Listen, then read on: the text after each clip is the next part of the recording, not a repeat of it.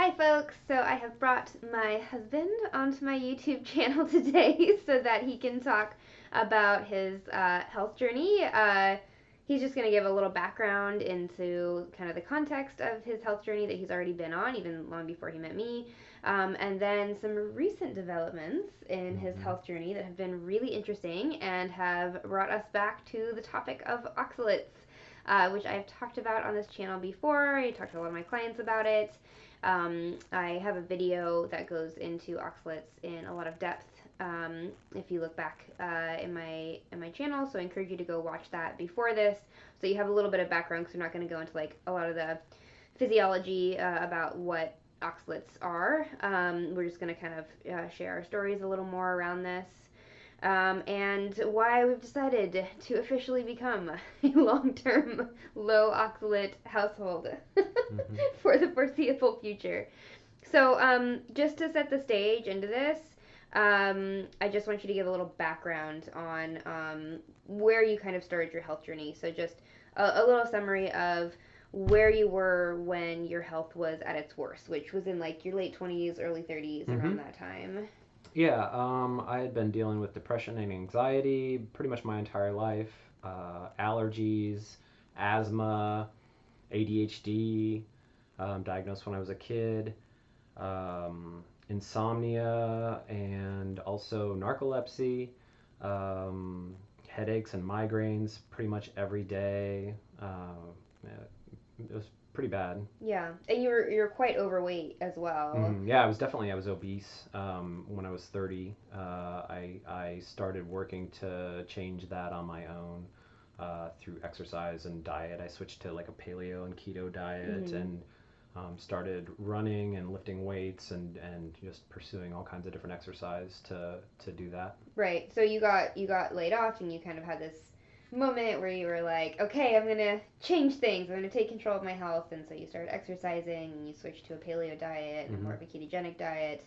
And most of these health issues that you were talking about that you had been plagued with on and off your whole life, just was taken care of from that. Like you had a huge improvement in your health over the Oh next yeah, few years. yeah, absolutely. It dealt with most of it, except for the ADHD and the asthma and yeah.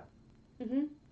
Yeah, yeah. So there were a few lingering things that you still struggled with, even up until I met you, which was like over 10 years after that, right? Yep. After you'd been seeing all those improvements, you still were having ADHD symptoms and asthma attacks pretty severely. I mean, even when I met you, you were having pretty regular asthma attacks. And then you also had some lingering kind of joint pain, hypermobility issues that, you've still struggled with as well. Yeah, definitely. Yeah. So we in our relationship, we would be talking about these things, and I kind of convinced you like, okay, well, maybe you should try this like gut reset that I did for my own health issues and that I do with my clients a lot. You had been on this very clean, like wonderful diet for a while, but sometimes just that like extra step to really take care of any lingering gut dysbiosis, I was thinking that it was imbalance that was still lingering in your microbiome that was probably causing some of these lingering health issues. And you were like, all right, let's do it. And so we did that first stage gut reset diet, which is so restrictive and Man, difficult, yeah. and you took it on like a champ, and you Thanks. definitely did have die-off symptoms Oh from yeah. it the first Oh couple yeah. weeks. Yeah, I mean, you were on the couch a few days, like, Day 5 and 6 yeah, was like I didn't even want to get off the couch. I was exhausted. I hurt, and my yeah. head hurt. I thought I had COVID. It was really terrible. Yeah, totally. Yeah. So, we definitely saw that there probably was some lingering dysbiosis that really obviously got taken care of pretty quick. But after that, you really started improving. You started feeling better. You actually got a little leaner. Like you lost I've a got a little. lot leaner. Yeah. Yeah, and even then, I think related to rebalancing the microbiome, you just naturally shed a little bit more body fat, and Yeah. you did notice that you felt a little more clear-headed. Like not that you didn't have ADHD anymore, but you just noticed it was a little easier to focus. Yeah. Like you're producing neurotransmitters maybe a little bit better than you were before. Yeah, my mood is a little bit easier to manage without any, assistance and Yeah, whatever else. Yeah. yeah. But what was really shocking is that I think it was about 5 or 6 weeks in, you started having these really interesting episodes that didn't quite seem like die-off, and the timing was a little weird too, and how they would come about, and so I was very confused by it. But basically, you started complaining that you were getting like foamy and even burning urine, and feeling Yeah. like urgency in Well, terms of yeah, your. my joints were swelling up. Like I couldn't get this ring that I wear on Mhm. my middle finger usually. I couldn't get it on and off some days. Like it, Mhm. and there was nothing that I could notice. It was just like all of a sudden my joints were swollen, and like sometimes I would wake up in the middle of the night sweating like Mhm. crazy, and there was just all these weird things happening all of a sudden. Mhm. Mhm. And you were getting these pretty severe asthma attacks. Like you'd be feeling Mm-hmm. fine, and then all of a sudden, right before bed, Yeah. you would like suddenly have really constricted Yeah, breathing. just really bad wheezing all of a sudden Yeah. too. Yeah. And almost like panic attacks a couple Mm-hmm. times came Yeah, along with this. yeah, just really activated, and like we would fight and whatever Yeah. else. And it was like I don't know why that happened. Yeah. There's nothing really going on. And all of these would come together. Hmm. Suddenly you'd be complaining about these, and then it would just be for like a day or two, and then it would go away, and then a Yeah. week or two later, suddenly you'd have another one of these episodes. And Yeah. I was trying to make sense of it with like waves of die off, but some of the symptoms didn't really make sense to me. And suddenly it hit me, oh my gosh, you're dumping oxalates. And I realized that, like, unintentionally, I had put you on a low oxalate diet because even the few foods that are a little higher oxalate that are included on gut reset diet, you weren't really eating a lot of. So you were Hmm. eating like an extremely low oxalate diet for probably the first time in your life. Yeah. Yeah. I'm sure. And so suddenly I realized, oh my gosh, oxalate toxicity is an issue, and I had Hmm. not even connected that. Knowing you, Yeah. I just didn't even think that was what was going on for you at all. And the piece that was really amazing was that all those other symptoms, like joint issues, bladder issues, kidney issues, Itchy eyes, um, eye boogers. Remember that? yes, yes, the Yeah. eye issues, and the anxiety, those are all really classic symptoms of oxalate dumping and oxalate Hmm. toxicity. But I hadn't connected the asthma. And so I actually went into PubMed. I searched asthma oxalates. And sure enough, I came up with this study from Russia, actually, where these researchers were showing that they were putting patients with asthma into remission on a low oxalate diet, and they were demonstrating that oxalates were actually getting stuck in the tissues of the lungs and triggering asthma. And so that was the Hmm. one piece in your health story that I hadn't connected to oxalates before. So I was like, oh my gosh, Yeah. it is all connected. And like, yes, the microbiome probably was a factor, and we did see improvements, but this may have been an even bigger missing piece that we just hadn't realized before. And so, um, yeah, do you want to talk any more? Because, after we realized it was oxalates, when we started putting this pattern together, it actually really escalated for Yeah. you. Do you want to talk just a little bit about some of your experience the last couple months with some of these episodes? Well, I mean, yeah, it's just been all of the same sort of stuff, but now it's a little bit more predictable. Like, Mm-hmm. the ring is still a great indicator. This middle finger, for some reason, just swells up That's like where all the crazy. oxalates are, just Yeah, in that it's one just this joint. one joint. Yeah, this middle finger swells up, and then like usually, if I notice that's happened, the next time that I pee, it's like the head on a beer. It's just like crazy foamy Yeah.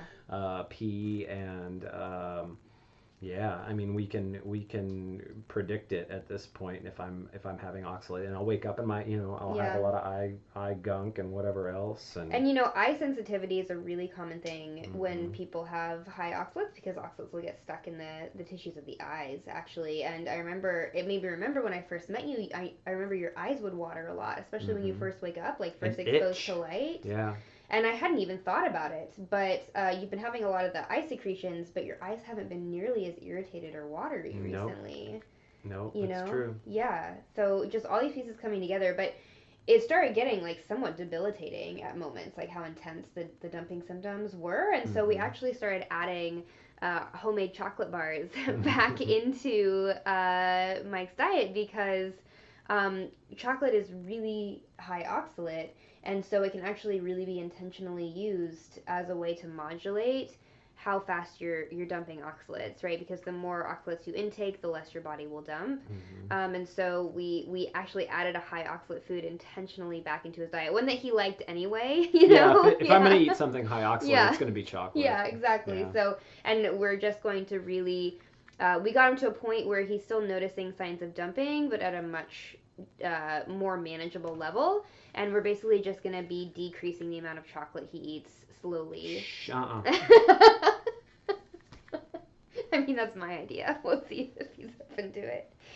Um, yeah, so it was really surprising to me because, like I said, I wanted to do this gut reset diet with you. It was like, there's probably some lingering dysbiosis that's like these stubborn symptoms, but it just really brought home to me that for a lot of people, probably they're missing piece, and probably a lot of people who have been doing a lot of healthy practices even and made a lot of improvements but still have these Mm-hmm. kind of stubborn areas of lingering health issues, that oxalates may be that hidden piece. And we were talking about how when you got healthy you started eating, right? Do you want to talk about all the oxalate foods Oh that you're yeah, I mean, eating? I was eating spinach, like raw spinach a Yeah. lot because spinach salads are healthier than, like the Like iceberg lettuce, lettuce yeah. or whatever Mhm. else, and all of these healthy things. Like the only potatoes that I would eat were like sweet potatoes and Mhm. stuff like that, and just all kinds of things The that peanut butter. tons of peanut butter. I mean, that was one of Yeah. my guilty pleasure snacks.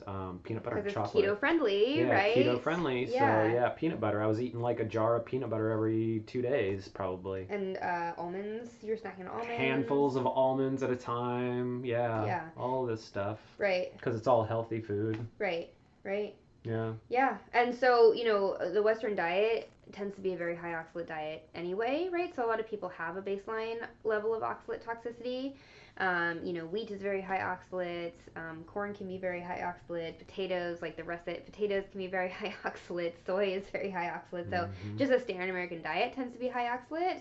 And then a lot of times when people are switching to a healthier lifestyle, the healthy foods they're adding in are these very, very high oxalate foods. And so either it doesn't take care of the oxalate toxicity that was a piece of their health puzzle that they didn't realize, or it actually exacerbates the oxalate toxicity they already had.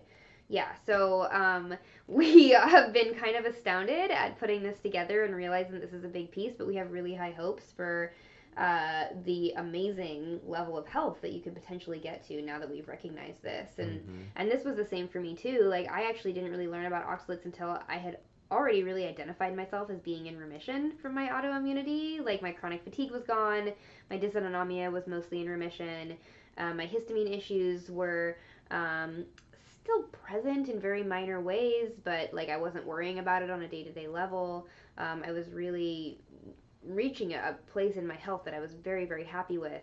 And then I actually learned about oxalates in connection to heavy metal toxicity, because I had immense levels of lead in my body that I was trying to figure out how it got there and why it was so stubbornly staying there. And I learned about oxalates and how they can bind to heavy metals in your body and keep you toxic with heavy metals. Um, and So I went on a low oxalate diet after I had already gone through GAPS. I had not done GAPS intentionally low oxalate. I was eating like lots of beets and things like that. And I was even eating sorrel in my stir fries sometimes, things like that, which is super high oxalate Mm-hmm. now that I look back on it. And so that's when I went low oxalate by going mostly carnivore for about a year and only eating a few low oxalate vegetables and fruits in that time. And I had really intense dumping symptoms as well, which was really wild to have gotten to a really pretty solid level of health and then suddenly go through this whole other detox process that I'm sure has really Mm-hmm. helped improve my health even more in the years since. But yeah, I was having like the diarrhea with sand in it. I was having the crazy foamy and sometimes even painful urine, the crystals coming out that I could feel and see. Yeah, it's And terrible. I had actually started dating you when I had the massive oxalate rashes Yeah, all those over my rashes or body. something. Yeah. Yeah, I had these massive raised, very painful rashes all over my stomach and all over my arms. That I can only explain as oxalates. I assumed they were oxalates secreting out of my skin at the time. And then we actually went to a class with Sally Norton recently, and she showed pictures of her rashes that she got from oxalate dumping, and they looked exactly the same as mine did at that time. You know how everybody talks about keto rash? That's oxalate That's dumping. got to be It oxalate is. dumping. Yeah, Yeah. absolutely. Yeah, absolutely. Yeah, really wild. So yeah, I had it all over my arms, all over my belly. on and off for months. For months, it Yeah. would come and go. But now I haven't had a rash in, gosh, it's been at least like 2 years, Yeah. And I got a little willy-nilly with it. I was like, okay, I got the oxalates out, because my dumping symptoms really slowed. I started adding more plants back into my diet, and I started getting a little looser with it, like eating sweet potatoes more often, eating things like plantains and other things that are higher oxalate, So I'm like, oh, I'll eat higher oxalate foods here and there. And I think seeing you go through this process and then me going through my second or now third round now of trying to detox heavy metals and spontaneously going through more oxalate dump. I've actually been going through more oxalate dumping recently too, as I've been doing this high dose mineral protocol to try to help get out the last of the heavy metal toxicity that I still have. And I think having that at the same time that you've been going through this, we have just decided that we are now a low oxalate household for Not the worth it. foreseeable future. That yeah, it's just not worth it. And the unfortunate thing is some of these foods that are these whole foods, traditional foods, right, that are high oxalate. They are tasty. A lot of people around the world eat them and are in great health. It's not like they're evil or bad foods.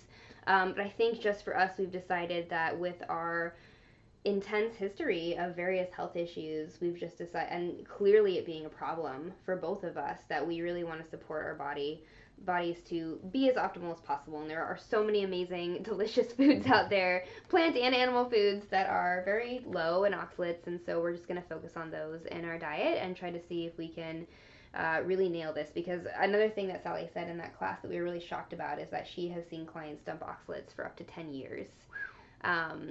So obviously that's not everyone. Some people get through it a lot faster, but these waves could keep happening for both of us, since it's clearly been a big issue for both of us. So we just wanted to share a little bit of our personal experience, and maybe this will kind of light a little light bulb in some people out there who maybe have some of these issues, and can kind of put the puzzle pieces together and connect something maybe they hadn't connected before. And it might be worth going on a low oxalate diet even just for a month or two, just to see if anything happens. And if not, that's awesome. But maybe it'll put some pieces together for you. So I hope this was helpful. Are there any last things you want to say? No, that was it. Okay, great. Thank you so much for coming on and Yeah, being thank a you. trooper.